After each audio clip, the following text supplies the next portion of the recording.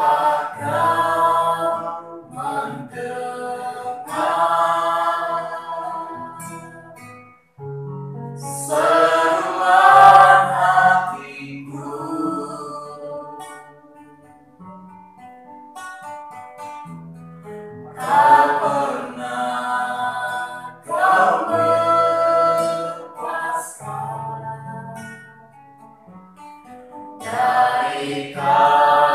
kasih-Mu lewat tempat gelap, Kau temani aku,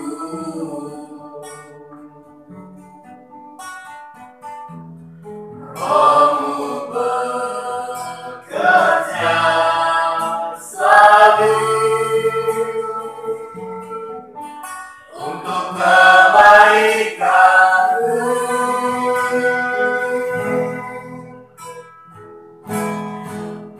Mengalir kuasa dari tempat maha tinggi, Bapa kekal mulia, Kau hadir di sini, memulihkan hati, menyembuhkan yang terluka.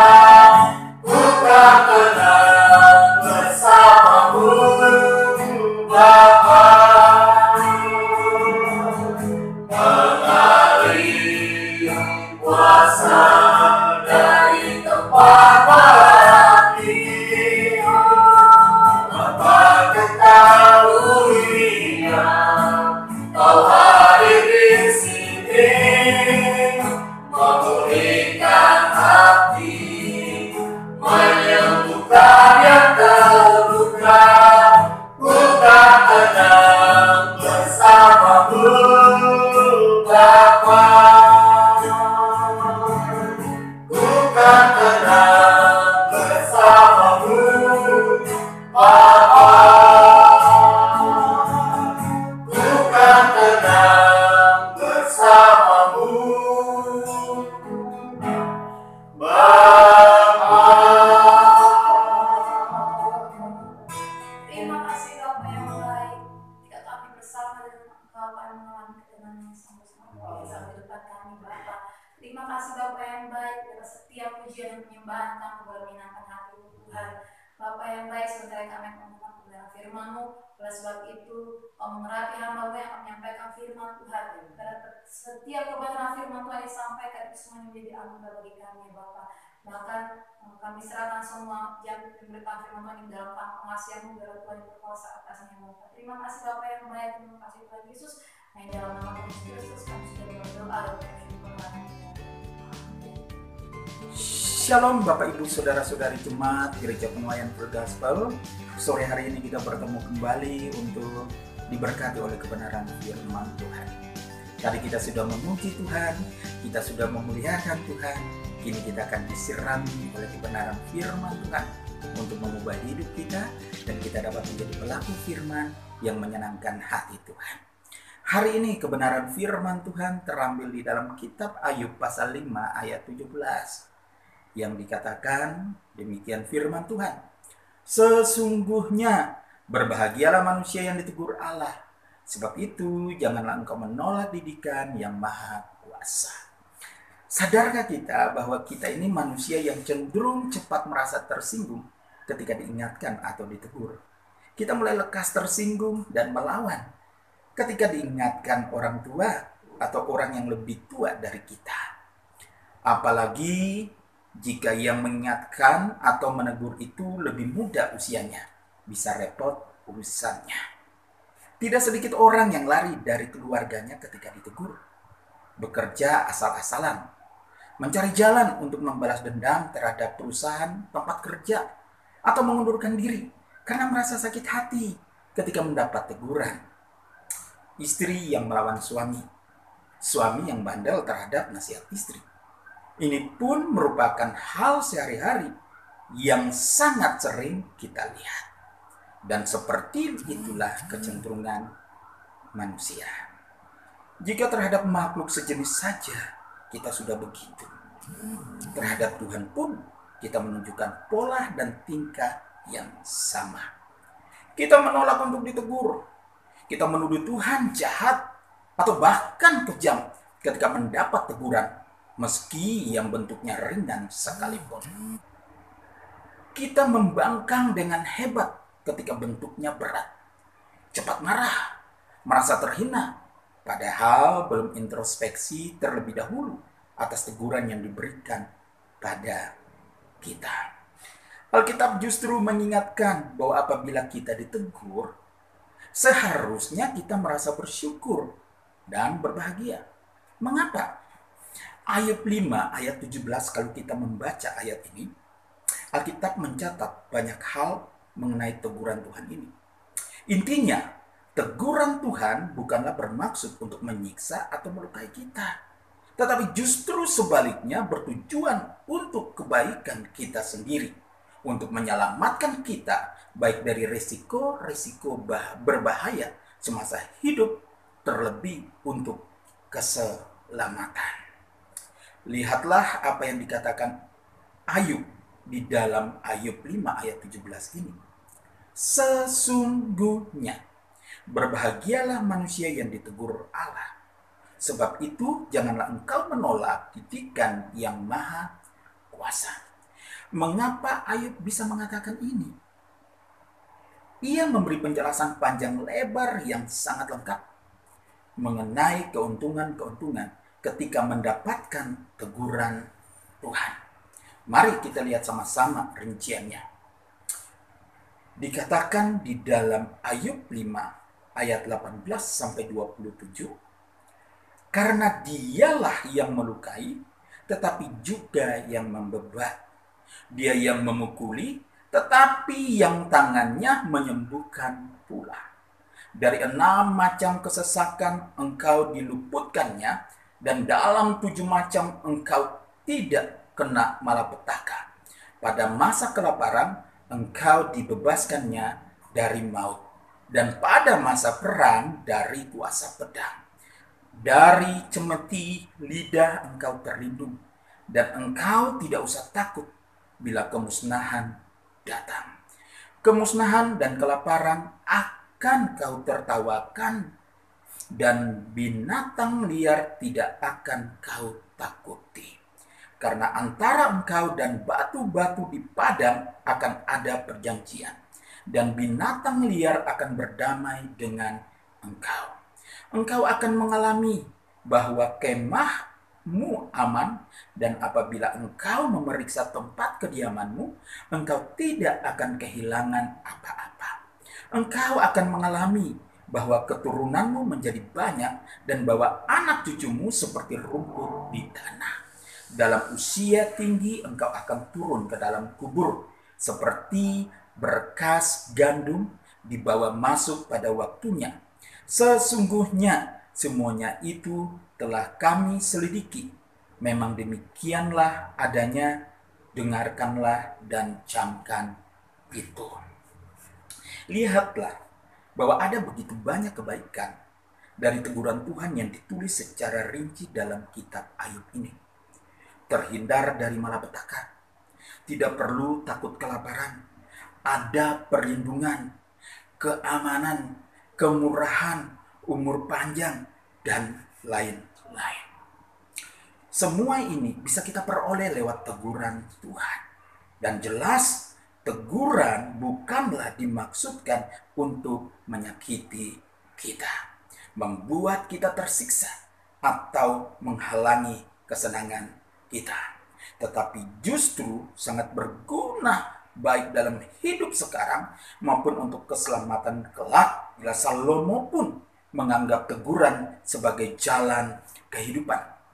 Salomo mengatakan di dalam Amsal 6 ayat 23, karena perintah itu pelita, dan ajaran itu cahaya, dan teguran yang mendidik itu jalan kehidupan.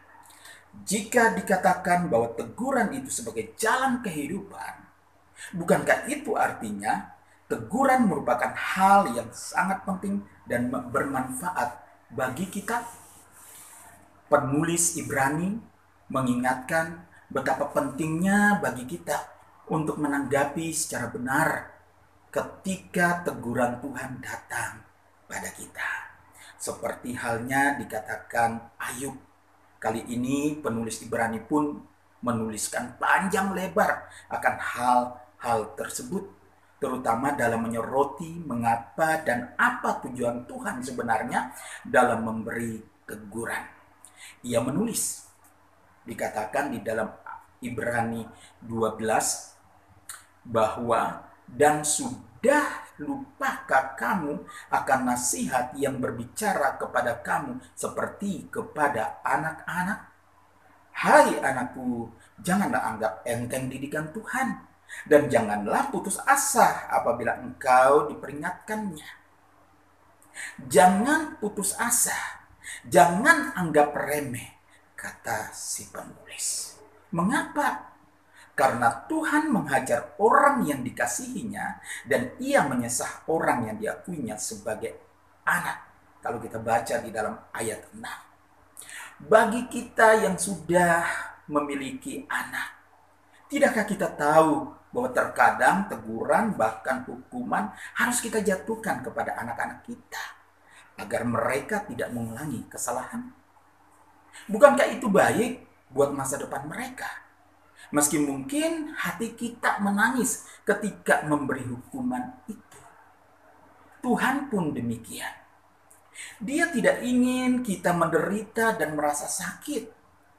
Tetapi atas kesalahan kita, ada kalanya kita harus ditegur dan dihukum. Meski hati Tuhan pun menangis ketika melakukannya kepada kita.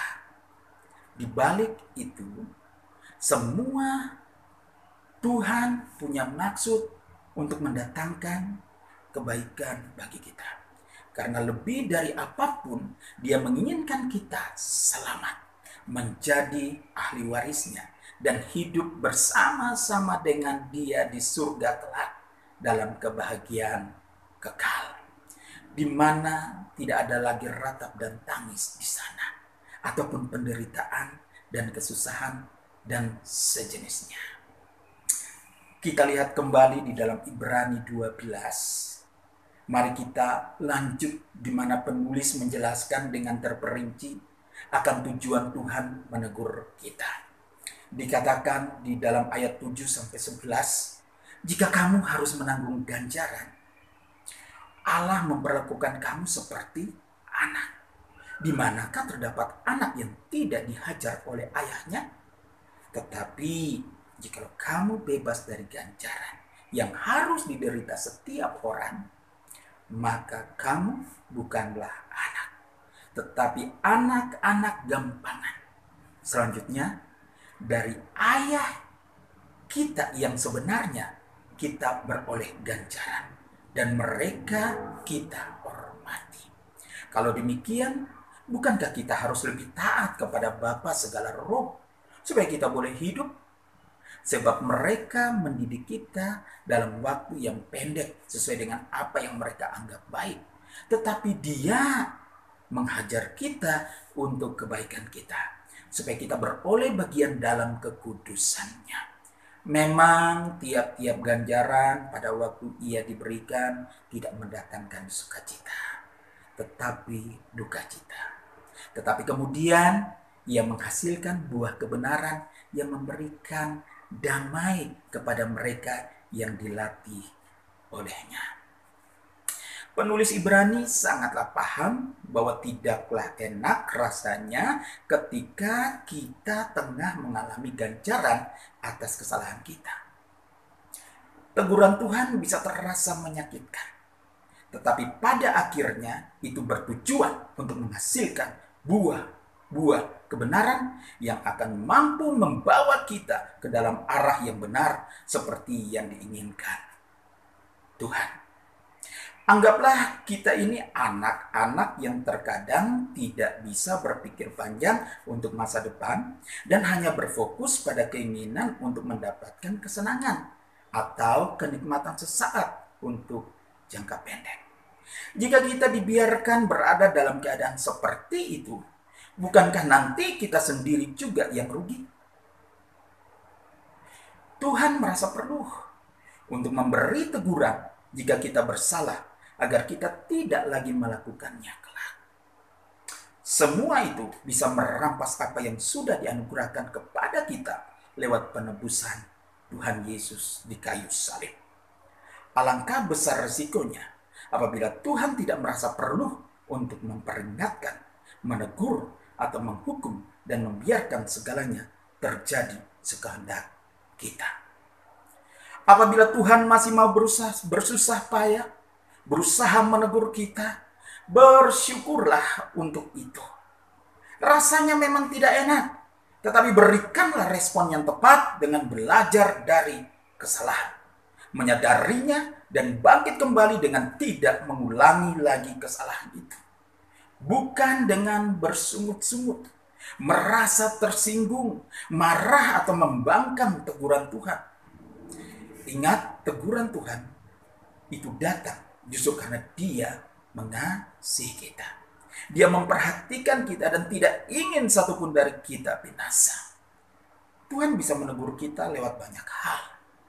Apakah secara langsung lewat teguran lebih lembut dalam hati?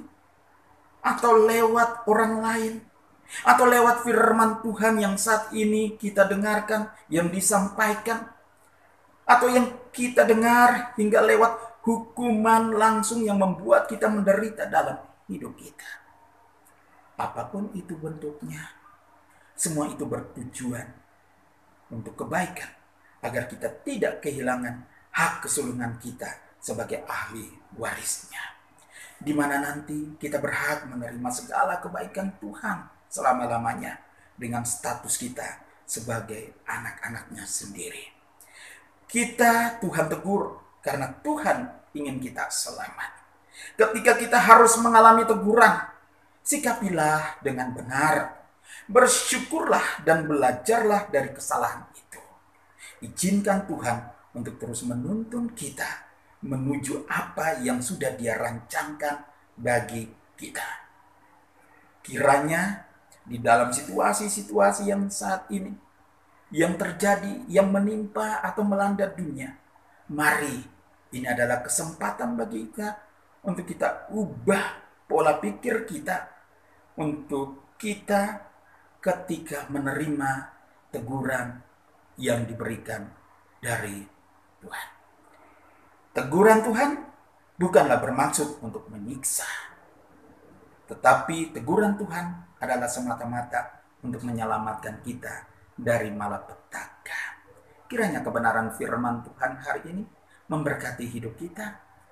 Berjalan terus, memegang kebenaran firman Tuhan, maka lihatlah hidup kita akan diberkati oleh Tuhan. Marilah kita berdoa saat ini. Terima kasih Bapa di surga untuk kebenaran firman Tuhan hari ini. Tuhan mengajari kami untuk bagaimana kami menyikapi hari-hari hidup kami yang kami lewati. Untuk mau mengintrospeksi diri ini, melihat kekurangan, kelemahan, dan keterbatasan kami yang sudah kami lakukan, yang itu melanggar kebenaran firman Tuhan. Kembali kami diingatkan bahwa hidup kami harus terarah seperti yang Tuhan mau, bukan yang kami mau. Mari ajari kami dengan pimpinan kuasa Roh Kudus-Mu, mau melakukan firman Tuhan dengan penuh kerendahan hati, tanpa mengutamakan keegoisan kami. Kami mau belajar menerima firman Tuhan, mempraktekkan itu di dalam hidup kami, terutama kepada orang-orang yang terdekat dengan kami. Entah itu kepada suami kami, entah itu kepada istri kami, entah itu kepada anak-anak kami, entah itu kepada keluarga kami, entah itu kepada orang-orang yang ada di sekitar kami, mertua kami, saudara, ipar kami, maupun keponakan, bahkan masih banyak orang yang ada di sekitar kami. Ajari kami Tuhan untuk hidup berkenan di hadapan Tuhan dan sesama kami. Ini hidup kami persembahkan kepada Tuhan. Kami berdoa menyerahkan jemaat-jemaat Tuhan dimanapun berada. Saat ini jikalau kedapatan mereka ada yang sakit, oleh kuasa bilur darah Yesus, Tuhan sembuhkan mereka. Dan kalau ada saudara-saudara seiman kami, jemaat-jemaat Tuhan, yang mengalami persoalan masalah keluarga, Tuhan tolong, Tuhan memberikan jawaban, dan mereka dapat keluar dari setiap masalah-masalah yang mereka hadapi oleh karena campur tangan Tuhan. Kami menyerahkan seluruh jemaat Tuhan kepadamu, dimanapun mereka berada, di dalam setiap usaha pekerjaan mereka Tuhan berkati dan buat berhasil, sehingga hidup mereka terberkati dan penuh dengan berkat-berkat Tuhan. Terima kasih Tuhan, kami serahkan bangsa Indonesia kepadamu. Tuhan terus menyertai bangsa ini dan membawa keluar bangsa ini di dalam menyelesaikan setiap masalah-masalah global yang saat ini terjadi di tengah-tengah bangsa ini. Pakai pemimpin-pemimpin kami, mulai dari Bapak Presiden sampai dengan RT RW yang ada di lingkungan kami. Supaya mereka menjadi pemimpin-pemimpin yang takut akan Tuhan, bijaksana di dalam menyelesaikan setiap masalah-masalah yang dihadapi. Kami serahkan kota Malang kepadamu. Tuhan siang malam lindungi kota ini, dan Tuhan jauhkan dari mara bahaya segala sakit penyakit, sehingga kota Malang terlindung. Setiap korban-korban yang terpapar virus corona dimanapun, di seluruh bangsa ini, kota ini, Tuhan sertai mereka, lindungi mereka, Tuhan jamah dan Tuhan sembuhkan mereka. Pakai tangan-tangan dokter, tangan-tangan perawat yang menangani setiap pasien-pasien corona. Mereka diberikan kekuatan kesehatan, terlebih lagi perlindungan daripada virus, sehingga mereka dapat mampu menyelesaikan setiap tugas-tugas mereka di lapangan untuk menangani pasien-pasien COVID. Ini doa kami Tuhan, di dalam nama Tuhan Yesus kami sudah berdoa. Haleluya. Amin. Shalom. Tuhan Yesus memberkati kita semua.